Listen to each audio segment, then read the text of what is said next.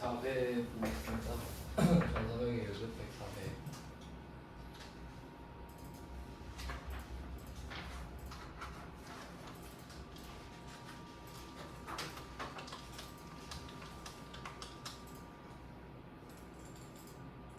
로그인까지 다 하셨나요?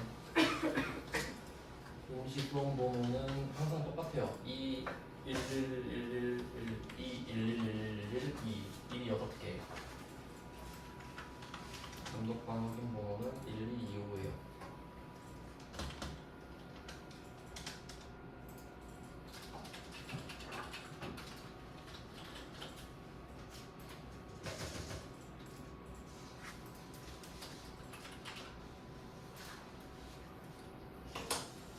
네, 벌써 세 번째네요. 이번에도 실무 먼저 보겠습니다.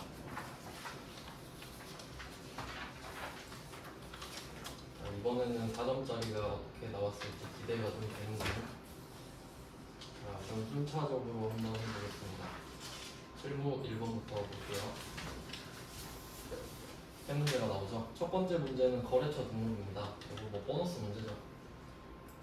거래처 등록하셔서 번호를 확인하면 1001번이니까 가서 1001번은 밑에 여기 바로 포함이 되죠. 바로 써주시고 보석하나 유형은 동시.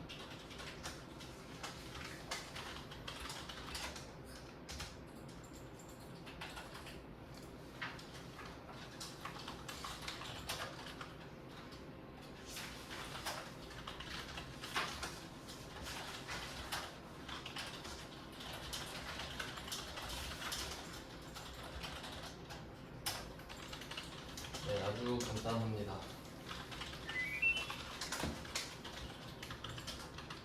주소는 역시 검색을 하지 않고 그냥 썼어요. 타이핑으로. 자, 이거는 별로 의미 없으니까 빨리 넘어가고요. 그 다음은 2번.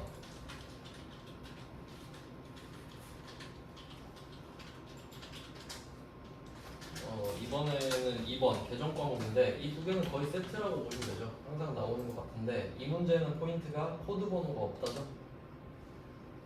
미리 말씀드렸었죠. 바로 컨트롤 F 가시면 안 되면 안쪽에 한번 클릭하시고 하면 돼요. 이쪽 클릭하고 컨트롤 F 독리후생비 이렇게 해서 한 관기니까 800번이 나올 때까지 넘겨주시면 되죠. 811번이네요. 이렇게 찾으시고 이 방법을 모르면 찾는 게 좀 힘들겠죠. 800번 다 찾아봐야 되니까 800번 찾는 것도 괜찮겠네요. 자, 이렇게 해서 독립생비를 찾았고 옆에 적요로 가야 돼요. 대체 적요 3번에 3, 임기원, 회복비, 미지급. 아마 띄어쓰기가 있겠죠.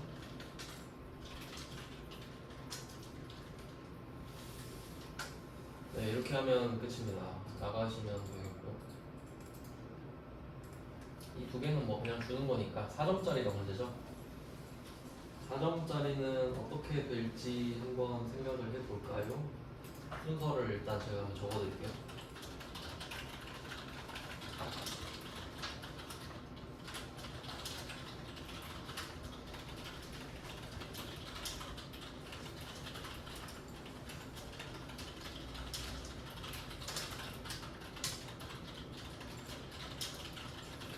자, 이렇게 0, 1, 2, 3, 4가 있습니다. 여기서 몇 번에서 시작을 할지가 궁금한 건데 지금 이 문제에서는 전기분 재무제표에서 뭔가 누락된 게 있네요. 외주 가공비. 우리가 흔히 아웃소싱이라고 하는 거 있죠. 외주 맡긴다 할 때. 그러니까 이게 그거예요. 우리가 직접 제품을 만들면 제조 원가잖아요. 근데 그 돈을 그냥 맡겨요. OEM, ODM이라고 하는데 그냥 우리 거 로고만 찍어서 달라고. 뭐 그런 게 OEM인데 그런 거예요. 그러면 이것도 제조 원가 맞죠? 그래서 1번부터 시작을 한다고. 제조 원가니까. 얘는 1, 2, 3, 4 이렇게 될 확률이 높지. 1, 2, 3, 4. 왜냐면 지금 누락된 게 550이잖아요. 그럼 550을 집어 넣어야 되거든요. 그러면 이 안에서 누가 550을 빼고 550을 더하면 한 개가 돼버리는데 그럴 일이 없죠. 한 개만 누락되면. 그래서 얘는 1, 2, 3, 4예요. 그럴 거예요, 반드시. 그럼 전기분 원가 명세서부터 들어가 볼게요. 자, 전기분 원가 명세서로 들어갔습니다. 여기에 외주 가공비를 아예 빠뜨렸단 소리죠. 그래서 맨 밑에 F2번 눌러서 외주 가공비를 추가해라 이런 말이죠. 그러면 여기서 제품 제조원가가 더 커지겠네요. 외주 가공비가 추가되면 74650인데 여기다가 550을 넣으면 더 커지겠지. 네, 커졌어요. 자, 원가 명세선 이게 끝이에요. 그리고 외주 가공비를 넣고 결과물인 단기 제품 제조원가가 커졌다. 실제로 제품을 만드느라 쓴 돈이 커지겠죠. 자, 그러면 이거 냅두고 다음 손익계산서죠. 이쪽으로 넘어갈게요. 자, 손익계산서로 왔어요. 이제 이 연결고리가 뭐냐 이건데 한번 잘 생각해 보세요. 원가 명세서 다음이 손익계산서예요. 그러면 원가 명세서의 끝이 단기 제품 제조 원가였잖아요. 그럼 얘가 손익계산서랑 연결되겠지 뭔가. 그러니까 이걸 꼭 알아야 되는 게 아니라 유추할 수 있잖아요. 마지막이 쟤한테 처음이겠지. 그럼 이때 제품 제조 원가가 되려면 네, 손익계산서에서 제품 매출 원가를 클릭하셔야 돼요. 이건 좀 외우셔야 돼요, 형님. 이게 다른 데 클릭하면 반응이 없거든요. 근데 제품 매출 원가 클릭하면 뭐가 떠요. 왜 안 뜨냐? 더블 클릭하면. 딴 데는 안 떠요, 더블 클릭해도. 근데 제품 매출 원가는 뜬단 말이에요. 그럼 기억 안 나면 하나씩 다 하세요. 그래도 두 번째에서 걸릴 거 아니에요, 이렇게. 자, 이렇게 더블 클릭해요, 제품 매출 원가. 손익 계산서에서 제품 매출 원가 들어오면 여기에 단기 제품 제조 원가가 있어. 있죠? 그럼 이거 보고 쓰면 되잖아요. 자, 그럼 이 80150 얘는 최신화가 된 거죠. 업데이트가 됐단 말이에요. 그러면 얘는 아무래도 업데이트가 안 된 건가 봐. 그럼 어떻게 해야겠어요? 보고 써야지. 80150 보고 80150 이렇게 써주면 뭐가 또 바뀌죠. 자, 밀어내는 거야 계속. 550씩 밀어내는 거야. 자, 이렇게 하면 원가 명세서 역할 끝. 자, 그러면 이제 손익계산서의 마지막이 당기순이익이죠. 그럼 얘를 또 밀어내야겠지. 그 다음이 이익잉여금 처분계산서거든요. 그럼 또 데리고 가야죠. 근데 잉여금 처분계산서는 우리가 한번 해봤는데 여기서도 당기순이익이 있거든요. 금액이 또 차이가 나겠죠. 근데 여기서는 옮겨 적을 필요 없이 불러오기를 하면 됩니다. 불러오기를 하면 이게 400 정도 줄었겠죠. 자, 불러올 거냐 이해하시면 네, 줄어들었어요. 이 부분은 앞에서 한번 했었죠. 네, 그럼 손익계산서는 끄고 자 이제 원가명세 잉여금 처분계산서도 봤는데 얘는 이 아라비아 숫자 1번부터 6번까지 합쳐지면 로마자 1번, 로마 숫자 1번 미처분 잉여금이 된다 그랬어요. 그래서 이 당기순이익이 미처분 이익잉여금에 영향을 미친다고 그랬죠. 자 이제 마지막으로 재무상대표죠.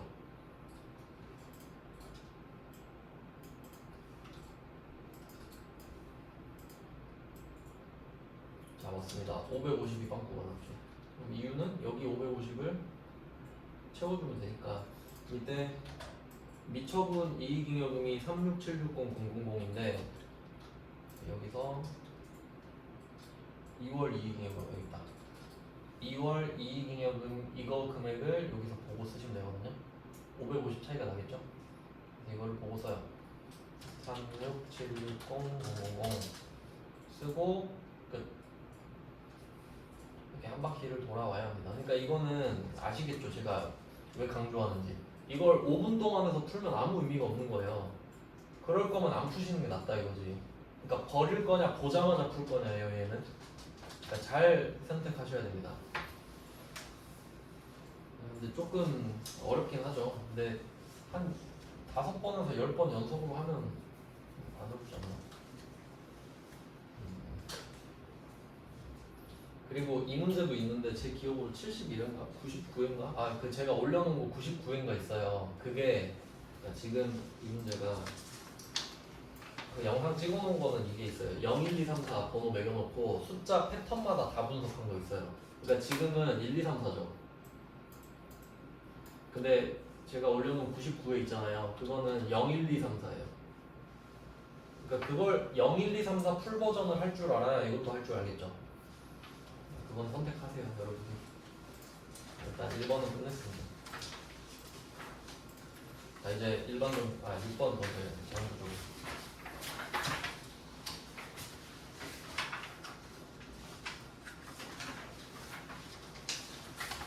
자, 장구조에 갑니다. 역시 키워드 중심으로 1번 롯데카드 나왔죠. 거래처네요. 거래처 원장. 거래처 원장도 좀 잘 나오는 것 같죠. 거래처 원장으로 봅시다. 실제로도 많이 쓰실 거예요. 4월이죠. 자, 이거 해석해야 됩니다. 제가 이거 말씀드렸는데 장부에서 공통 포인트.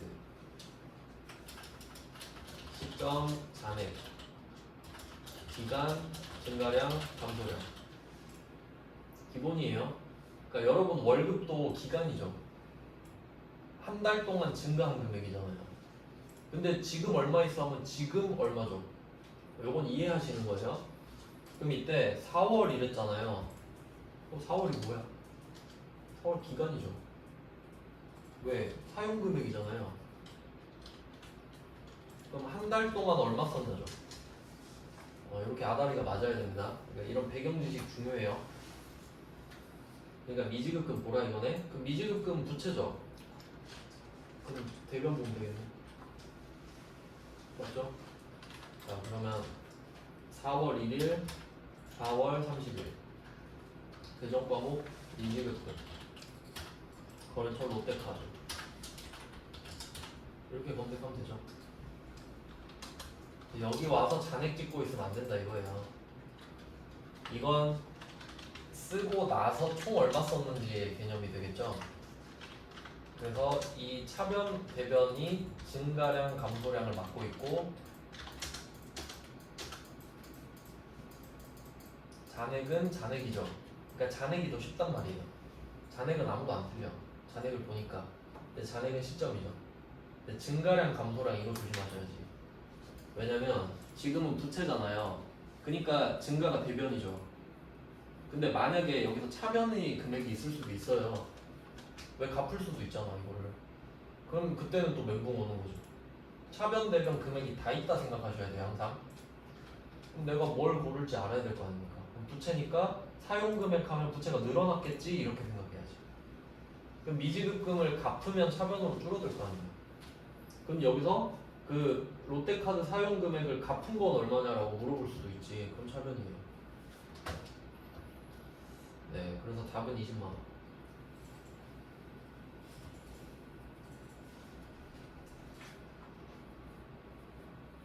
대변 금액입니다. 1번 끝났고요. 그다음 2번. 이거 한 번도 안 나왔던 건데. 자, 2번 문제 키워드는 판매비와 관리비예요. 이게 조금 애매하긴 한데.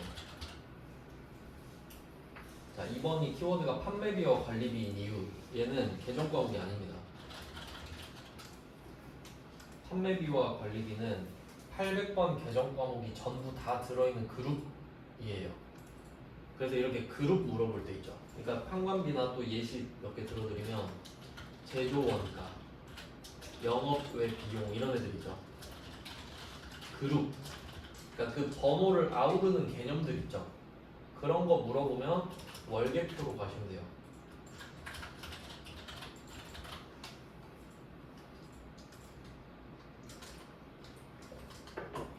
가보면 알아요. 월계표로 갈게요. 일계표, 월계표 써있는데 일계표로 쓸 일이 없기 때문에 저는 월계표라고 불러요. 지금도 5월 한 달이죠. 그래서 저는 그냥 월계표 찍고 5월 할게요. 자, 이쪽으로 들어가 보면은 이 중간중간에 막 계정 과목들이 있잖아요. 근데 보면은 이 유동자산 있죠. 요거 계정 과목인가요? 아니죠. 그룹이잖아. 그리고 내려가면은 뭐 재고자산 이것도 계정 과목 아니죠. 그럼 내려가다 보면 환관비도 나오지. 이거 보란 소리예요. 그러니까 여기서 이걸 볼 수 있으니까 우린 이걸 외우면 아 환관비 월계표에서 볼 수 있었는데 이렇게 되는 거지. 그럼 환관비 여기 있네. 안 그럼 우리 계정별 원장 가서 800번 다 더해야 돼요. 자 그럼 왼쪽 가서 보시면 계, 대체, 현금 있죠. 그럼 환관비를 현금으로 얼마 썼고 뭐 카드 외상으로 얼마 썼고 합계 얼마 썼냐. 근데 여기서는 총 지출 금액이죠. 그럼 월계표 들어온 김에 하나 더 기억해 두세요. 현금 지출액도 알 수 있다. 이거 계정별 원장에서는 현금 얼마 썼는지 모릅니다.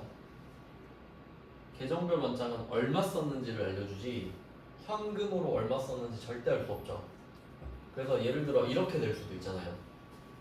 현금으로 지급한 800번 복리후생비 얼마인가요? 이렇게 물어보면 그럼 이거 월계표에서 볼 수 있는데 이렇게 가야지.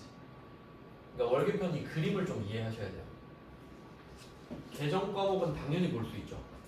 계정 과목이 합쳐진 걸 보니까. 그래서 문제는 월계표가 원래 많이 나와요. 그래서 답이 7, 9, 7, 200 적어두시면 되고요. 그리고 얘 비용이니까 차변만 있죠. 그 다음에 3번 가겠습니다. 3번 제가 부가가치세 이거는 신고서가 안 나오네. 허언증이 돼버렸네. 자 3번은 부가가치세가 나오긴 하죠. 근데 부가가치세는 두 개가 있어요. 신고서랑 합계표가 있는데 신고서는 제가 저번에 말씀드렸죠. 금액만 물어본다고. 왜 금액밖에 없으니까. 근데 여기서 뭘 물어보는지 볼게요. 전자세금계산서 발급분 중에 주민등록번호 발급분. 이걸 알 수는 없겠지 신고서에. 총액밖에 없으니까. 아 그럼 얘는 디테일이 부족하네. 여기서 주민등록번호 발급분. 디테일이 나왔다. 그러면 합계표가 해요. 그러니까 이게 합계표랑 부가가치세 신고서가 어떤 개념이냐면 합계표는 그냥 이렇게 생각하세요. 지금은 다 전자로 하지만 종이로 세금계산서를 주고 받는다고 가정을 해봐요. 그러면 여러분이 거래처 10군데한테 판 거야. 그럼 세금계산서가 10장이 있겠죠. 그걸 그냥 고무줄로 묶어놓은 거예요. 그게 합계표예요. 그럼 여러분이 그 합계표 10장을 들고 있어요. 지금 합계표 10장을 합쳐놓은 게 합계표예요. 적어놓은 게. 그럼 누가 와서 물어봐. 너 그 몇 군데 팔았어? 너 A한테 얼마 팔았어? 그럼 보고 대답하면 되죠. 근데 신고서 보고는 대답 못하지. 신고서는 최종 결과물이니까. 그러니까 합계표를 가지고 신고서를 만드는 거예요. 이해되셨죠? 그러니까 합계표는 과정 중에 있는 거고 신고서는 결과물인 거지. 그러니까 금액 물어보면 신고서, 그 안에 디테일 물어보면 거래처, 매수 뭐 이런 거 물어보면 합계표 가야지. 그러니까 이 구조를 이해하셔야겠죠. 그래서 합계표로 갑니다. 합계표 부가가치 탭으로 가셔서 합계표로 합계표 왔어요. 조회 기간은 4월 6월입니다. 역시 이 4월 6월은 없다고 보셔야 돼요. 말을 안 해준다고 생각하시고 발급분이니까 매출이죠. 매출로 가셔서 일단 맨 위에 있는 이 표를 보시면은 이게 그 요약해 놓은 거거든요. 여기서 보면 돼요. 주민등록번호 발급분 그리고 디테일이 있는데 전자세금계산서 이거 보셔야 돼요. 전자 한 번에 전자세금계산서 발급분 중 이렇게 돼 있죠. 그럼 만약에 여기서 전자라는 말을 빼잖아요. 그러면 주민등록번호 발급분 두 개를 더해야 돼요. 왜? 전자세금계산서 말고 세금계산서라고 하면 전자랑 종이를 합친 거죠. 모두라는 개념이 되는데 여기서는 굳이 전자라고만 했죠. 전자. 그러니까 이것만 보는 거거든요. 전자세금계산서 발급분 얘만 봐야 된다고. 근데 세금계산서 발급분으로 하면 밑에 것도 같이 봐야죠. 무슨 말인지 알겠죠? 저번에도 그 비슷한 거 있었잖아요. 카드 결제한 거. 그것도 합쳐야지. 아, 그 고정자산 산 거. 세금 계산서 받고 산 거, 카드로 산 거 합쳐야 고정자산이죠. 이것도 같은 맥락이라고. 그러니까 전자 이 두 글자 중요해요. 그래서 뭐 지금은 위에 것만 보면 되죠. 공급 가액이니까 요거 보시면 됩니다. 384, 830, 000 요게 답이죠. 아, 그 밑에 거 500이네, 500이야. 주민등록번호 발급분 기재는 그 개인으로 한 건데 이거 원래 개인은 세금 계산서 필요 없다 그랬죠. 이 사람은 곧 개업을 할 거예요. 자기 걸로 해놓고 바꿀 거예요, 나중에. 자, 이렇게 하면 장기교회가 끝났고요. 이제 일반 점수로 갑시다.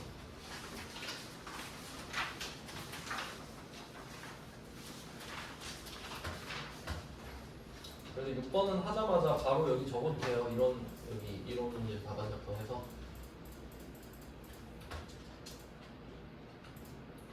자, 일반 점수로 갑니다. 1번 문제, 배서 양도 받다. 배서 양도는 제가 항상 강조했던 주제고요. 배서 양도 받았다는 배서 양수죠. 배서 양수.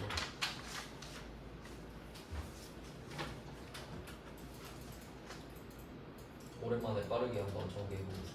우리는 B냐 C냐 이건데 요 이야기 하는 거고, 자, B가 A한테 매출을 하고 A가 B한테 어음을 주는 거죠. 자, 요런 상황입니다. 자, A가 B한테 어음을 줬어요. 자, 이게 전제가 되고 우리가 B냐 C냐 이건데 B가 A한테 받은 어음을 얘한테 던져버리는 상황인 거죠, 지금. 이 어음을 이렇게 돌리는 게 배서양도 또는 배서양수. 얘가 매출을 하는 건 뭐 당연하고. 자, 그럼 이때 배서양도는 항상 B 아니면 C거든요. 그럼 여기서 포인트는 A 이름이 나온다. 그리고 내가 B냐 C냐. 그럼 한번 생각을 해볼게요. 양도는 주는 거죠. 그럼 B가 배서양도죠. B가 어음을 주잖아요. 그럼 C는 양수죠. 그럼 내가 누구냐 이거지. 배서양도 받았잖아요. C죠. C. 그럼 나는 C니까 내 이름 안 나오겠죠? 그럼 여기서 서창상사의 외상매출금, 이걸 서창상사가 보유하고 있던 신흥기전? 이거잖아요. 그럼 신흥기전이 A죠. 서창상사가 B예요. 네, 이거 이해하셔야 된다고. 근데 배서양도는 외우기가 좀 힘들죠. 상황 이해하셔야 되는 거니까. 그래서 우리가 C고 지금 B한테 돈을 갚는데, B한테 지금 돈을 받아야 되는데 A 이름으로 된 걸 갖고 왔다 이거지. 자, 이제 분개해볼게요. 그럼 우리 입장에서는 지금 어음을 받은 거잖아요. 외상매출금 대신에 어음을 받은 거죠. 그러니까 이것도 빠르게 해보면 지금 서창상사 이야기 하잖아요.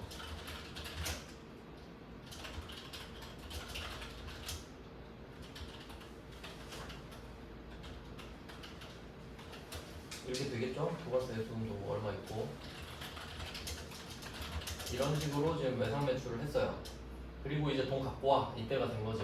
근데 얘가 갑자기 어음을 갖고 와. 그러면 우리가 받는 지금 이 어음은 제품 매출 때문에 받는 거죠. 그러니까 받을 어음이 되는 거고. 근데 보니까 거래처 뭐라 써있나요? 뭔 신흥기준 누구야?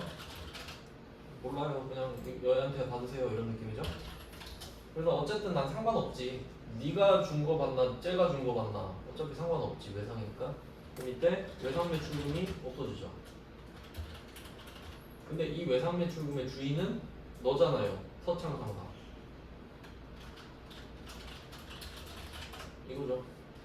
그러니까 지금 나는 B랑 거래하는데 A가 나온다. 이게 배서양도 또는 배서양수. 그래서 지금 이 문제는 배서양수.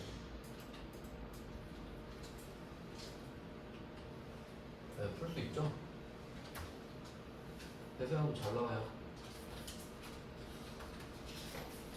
그래서 양도하는 것도 있고 양수하는 것도 있고. 그 다음에 2번 갑니다. 2번 문제는 원천징수세액 예수금 보통예금으로 납부했다.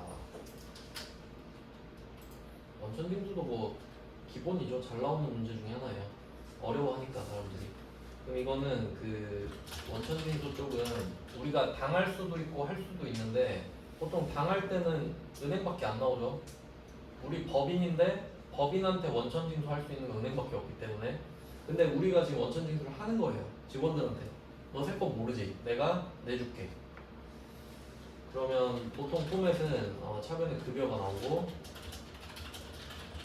원천징수로 삥 뜯고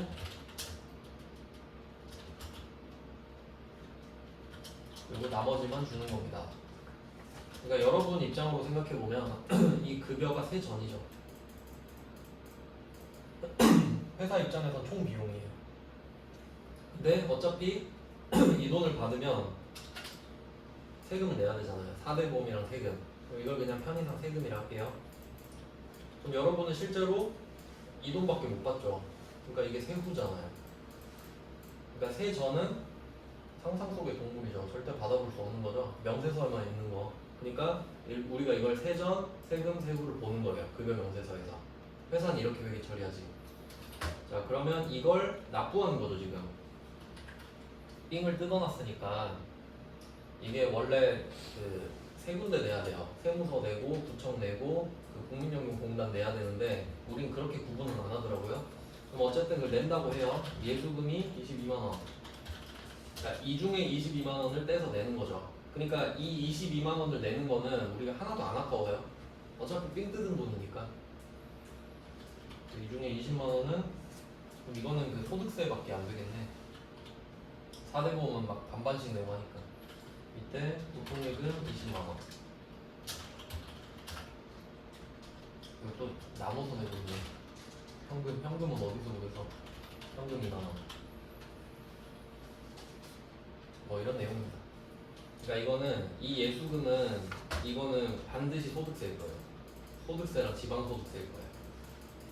왜냐면 4대 보험료는 회사가 같이 내주거든요.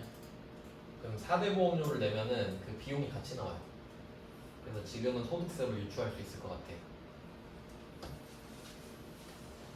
네, 뭐 답은 이 정도 되겠고, 그 급여 주면서 원천 징수한 거의 후속 조치라고 보시면 돼요. 그러면 3번 보겠습니다.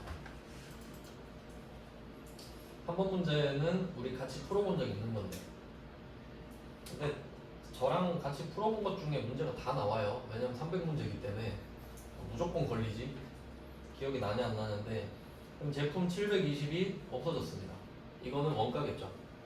원가 장부 금액이에요. 저 같은 같이 줄 건데 시가. 자, 그러면 720만 원이 날라갔어요. 재해 손실입니다. 이건 감모 손실이랑은 달라요. 재해 손실은 눈앞에 봤잖아요. 불에 타는 걸. 그럼 재해 손실이지. 근데 감모 손실은 약간 우리의 부주의 그런 느낌이에요. 어디 갔지? 이런 느낌이고. 그럼 이때 제품을 720을 날렸습니다. 참 안타까운 상황이죠. 근데 문제는 회계는 이렇게 물어봐요. 야, 그 제품 팔았어? 아니요? 그럼 적용팔. 적용팔이 핵심이죠. 적용팔 물어보려고 내는 거예요, 얘는. 얘는 한번 볼까요? 적용팔이 도대체 어디 있나? 답은 되게 쉬운데. 6월 30일 대변의 제품 하고 거래처 생략 적용 여기 있죠.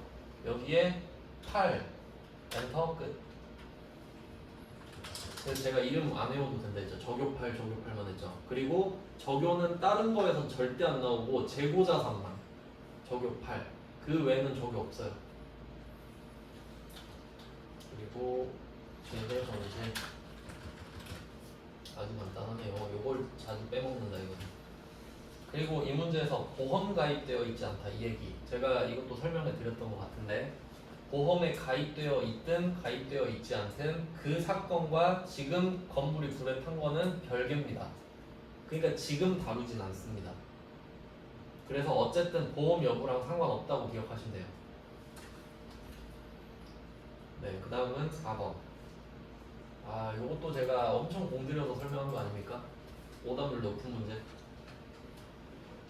제품을 화물차로 발생하면서 운임비. 이거 바로 딱 떠올라줘야 되는데 800번 운반비죠. 이제 이건 다시 설명 못해요. 기억 안 나면 보셔야 되고 엄청 자세하게 설명했다는 건 기억나시나요? 네. 원래 외워도 되지만 제가 정성스럽게 설명을 드렸던 거고 그러면 여러분 이것까지 아시면 돼요. 지금 제품을 발송하면서니까 판매 쪽이니까 판관비 맞죠? 그럼 이게 상품 매출이면 그래도 800이죠.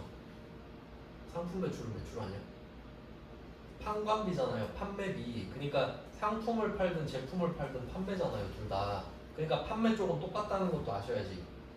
근데 상품 나오는데 상품은 안 배웠는데 이러고 있으면 안 되죠. 상품 매출도 똑같아요.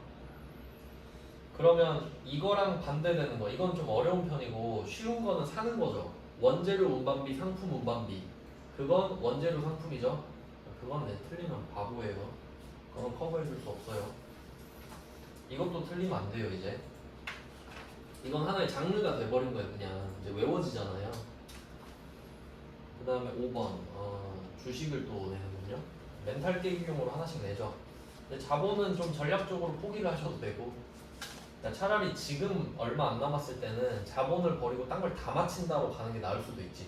왜 나와봤자 한 문제인데. 지금은 그렇죠. 네. 두 문제 나오진 않겠지? 네, 한 문제네요. 그래도 한번 보여는 드릴게요. 그 주식을 발행하면 자본금이 들어요. 보통 예금으로 잡고 주식을 저번에 주식 발행한 거 나왔었죠. 자본금 이렇게 늘린단 말이에요.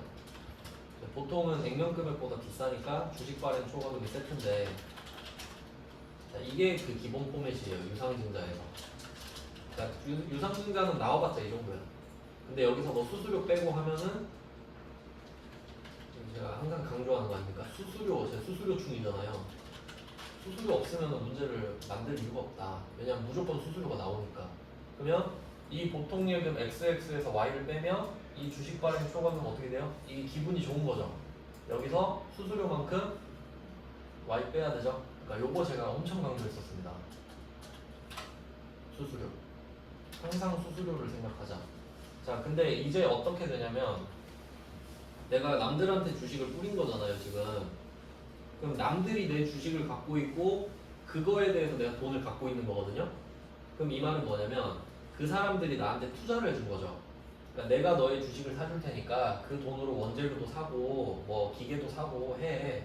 그런 상황이죠. 근데 내가 이 돈으로 내 주식을 사고 자빠진 거야 지금. 그게 자기 주식이에요. 그럼 주주들이 좀 이상하게 보겠죠. 너 뭐해? 이렇게 되겠죠. 아니 기계 사라니까 왜 네 주식을 다시 사?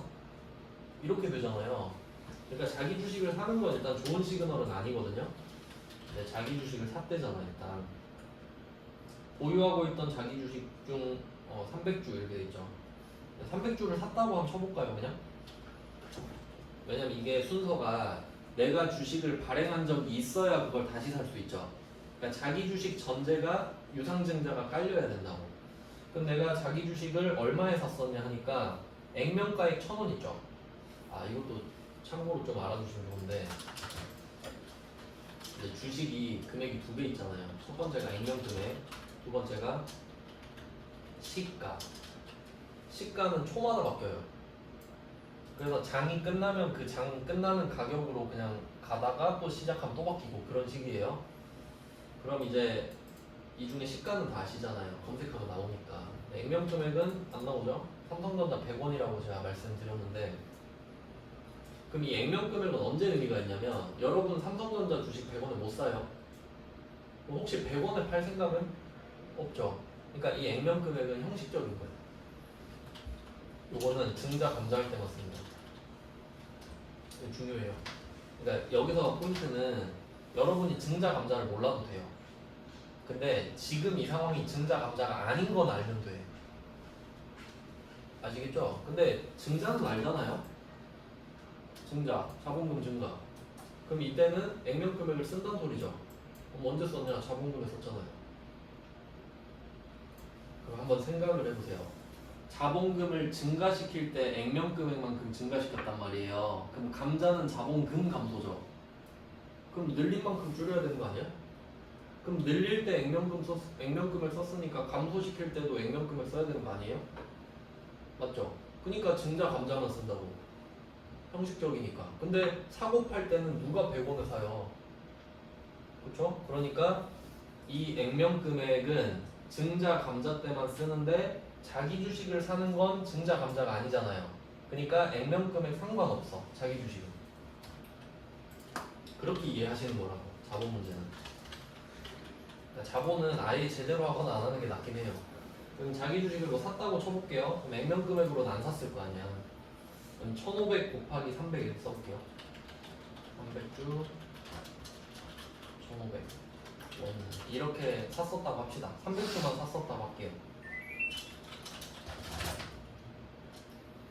그럼 뭐 45만원이다. 이렇게 있다고 합시다. 자, 이게 자기 주식 취득이에요. 그리고 얘는 또 특이한 게 자기 주식은 자본의 감독입니다. 자산이 아니에요. 왜? 주주가 투자한 돈을 까먹고 있는 거니까. 조금 특이한 개념이긴 한데 세부 2급 때 제대로 하시면 되고. 자, 이렇게 하고 이제 파는 거예요. 자기 주식을 할 겁니다. 자, 그럼 들어온 돈은 현금 한 개당 1,300원이죠. 답은 쉬운데 이거. 자기 주식은 얼마 나와요? 300주 곱하기 1,500원 나가겠죠. 근데 이 문제는 단기매매증권 처분이랑 다를 게 없지 않나요? 이름만 바뀐 거죠. 그러니까 이런 건 쫄 필요 없을 것 같은데? 괜히 다 적은 것 같네. 그냥 이것만 하시면 되잖아요. 1,500원짜리를 1,300원에 팔았다. 그럼 처분 손실이 나죠.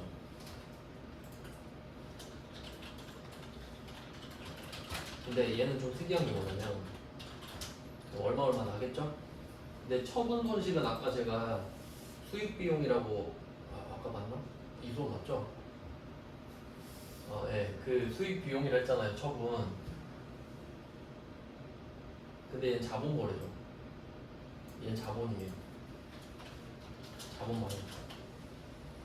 그러니까 지금 주식은 물건 자체가 아니에요. 주식은 투자를 받았다는 증거잖아요. 그러니까 그거에 대한 거는 처분을 해봤자 수익이 아니란 거지. 수익은 투자를 받았다는 증거예요. 그래서 뭐 참고하시면 돼요. 그래서 이거는 그 자기 주식 처분 손실이 지금 나오는 상황이잖아요. 근데 문제에서 자기 주식 처분이익 계정은 없다 그러죠. 있으면 그것부터 까먹어야 되거든. 그래서 요거는 그 매도 가능 증권 평가랑 같다고 보시면 돼요. 매도 가능 증권 평가가 가격이 막 내려갔다 떨어졌다 하면은 그 상쇄시키거든요. 서로. 그 걔가 자본이거든. 얘도 자본이죠. 그러니까 그걸 그대로 쓰시면 돼요. 그러니까 이 문제는 자기 주식 처분이익이 없다 그러잖아요. 그럼 만약에 여기서 자기 주식 처분이익이 10,000원 있대. 그러면 자기 주식 처분이익부터 써야 돼요. 10,000원 쓰고 그 초과분을 손실로 잡아줘요. 그렇게 내면 좀 어려웠겠지. 근데 요거는 좀 선택하세요. 5번은 6번 가겠습니다. 6번 보너스 문제네. 이거 왜 냈는지 알 것 같아요. 저는 이거 아무도 안 틀릴 것 같잖아요. 답은 기부금 300 현금 300 이렇게거든요. 왜 이걸 냈을까?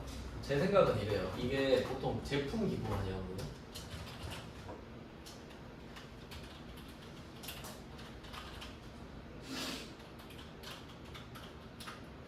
이것도 많이 보셨죠? 그럼 여기에 다른 게 뭐죠? 차이가 뭐냐면 현금은 목적이 없어요. 여러분이 현금을 갖고 있는 목적이 없어요. 근데 재고자산을 갖고 있는 목적은 있어요. 뭐죠? 판매. 그러니까 제품은 팔아야 되는데 못 팔면 저격파를 붙이는 거예요. 목적이 있으니까. 그러니까 제품은 장래희망이 있다고요. 내 꿈이 있어. 내 꿈을 못 이루면 아이고 안타까워라 이 정도 해주는데 현금은 꿈이 없죠. 그러니까 뭘 돼도 상관없어. 그럼 이때 제품은 저격파를 붙이잖아요. 현금은 안 붙이겠죠. 근데 사람들이 약간 이상하게 외워지는 경우가 있어요. 이렇게. 기부금 나오면 저격팔이던데 이렇게 외운 사람들이 있어요. 약간 그렇게 해서 노린 것 같은데. 근데 한번 해볼까요? 현금에 저격팔이 있나? 저격팔까지 있으려나? 차변의 기부도 대변에 뭐 사람들 이렇게 써보면은 안 써지네. 여기서 막 이러고 있는 사람 있지 않을까? 감독관님 안 돼요 막 이런 사람 있겠죠? 그러라고 낸 것 같은데 그 정도 생각하시면 될 것 같고 그럼 여러분은 확실히 알죠? 현금은 목적이 없으니까 적용할 몇단 거 없다. 그리고 제가 적용하는 재고자산만 있다고 말도 했고요. 그런 디테일이 되게 중요한 거예요. 일반적 변형이 있고 그다음에 나머지는 내일 볼까? 시간이 어떻게 되려나? 내일 하죠? 내일 해도 되겠죠? 내일 이거 하고 이론하고 빨리 끝나면 빨리 가시면 되니까 그렇게 하겠습니다. 오늘은 여기까지 하고 고생하셨습니다.